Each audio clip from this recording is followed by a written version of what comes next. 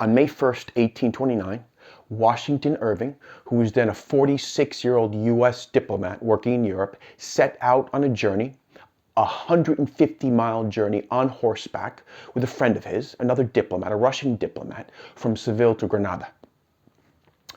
They stopped in inns along the way, ate, picnicked in the countryside, and at one point they're approached by a beggar, who Irving describes as being the wreck of a fine form.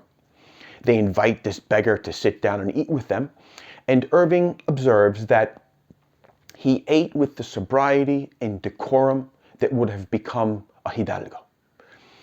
That idea or scene to me exemplifies the book in question today, which is Tales of the Alhambra, which was published 3 years after Washington Irving's journey.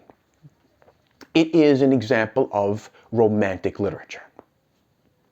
Romantic literature, or the romantic movement in literature and art, is described by the writer Ricardo Villarreal, who wrote the introduction to my edition, as the fantasy that lurks behind the form. Washington Irving describes his book as the result of his reveries and researches, reveries before researches, during his delicious thraldom when he spent 3 months living in what he calls that old enchanted pile, which was and still is the former Moorish palace and fortress, which is in the hills outside of Granada.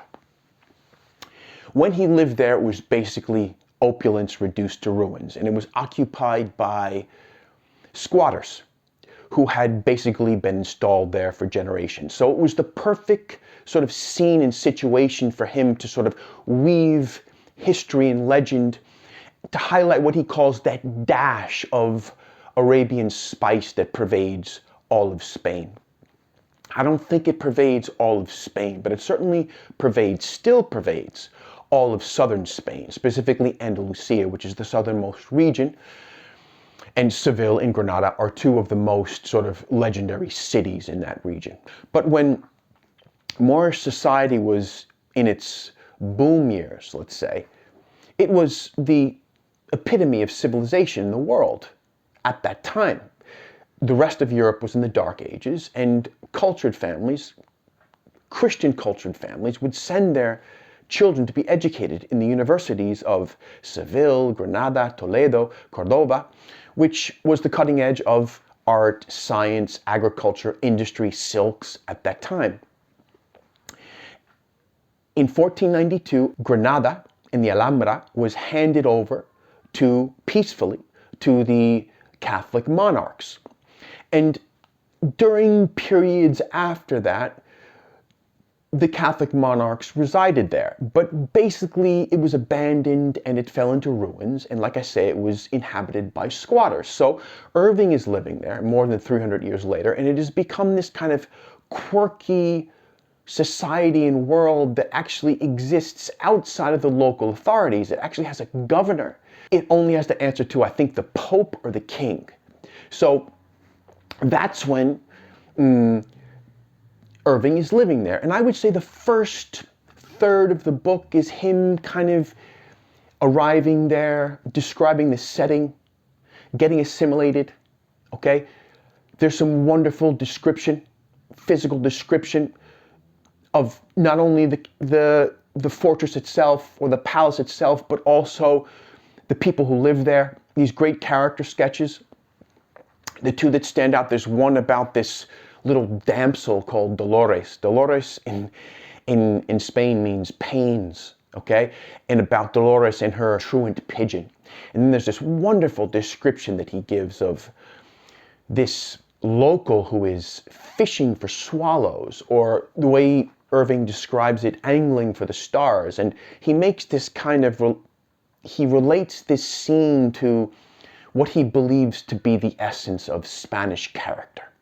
But without a doubt, the highlight of this book to me was the 8 short stories that Washington Irving, as he says, wrought into shape from the scraps and hints of the legends that he picked up in his perambulations around the Alhambra. It's stuff right out of 1001 Nights, you know, spellbound steeds, subterranean castles, suits of magic armor, hobgoblin armies, Arabian savants, gallant Spanish cavaliers, swooning infidel princesses, brave but blundering kings, like slave masters bribed by treacherous attendants so that wayward daughters can escape their punctilious potentate fathers into the arms of their secluded paramours. That's the type of language that he uses. You know, I'm not usually a fan of fantastical literature, but I would say that these stories are like parables with rigor.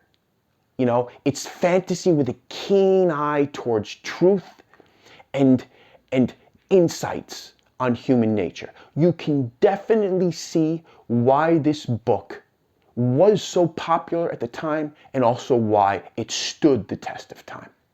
There's actually a great quote about Seville in the book. I wanted to put it at the beginning of my memoir, My Half Orange, but I didn't want to give false impressions about the content to come. My half orange means my second half in Spanish. So the book is in many ways about my wife. Anyway, this is the quote, right?